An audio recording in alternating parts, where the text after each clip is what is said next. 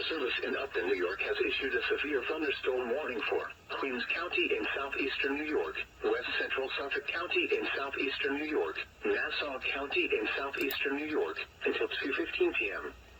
At 1:20 p.m., a severe thunderstorm was located over Manhasset, or over Great Neck, moving east at 30 miles per hour. Hazard, 60 miles per hour wind gusts and quarter-size hail. Source, radar indicated.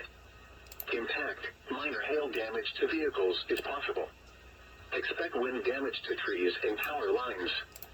This severe thunderstorm will be near Glencoe and Hempstead around 1:35 p.m. Westbury around 1:40 p.m. Levittown and Exville around 1:45 p.m. Syosset and Oyster Bay around 1:50 p.m. Plainview and Farmingdale around 1:55 p.m.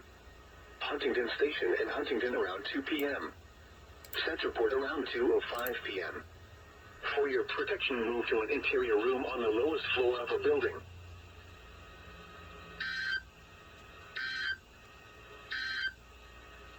Here is the forecast for the New York City metropolitan area.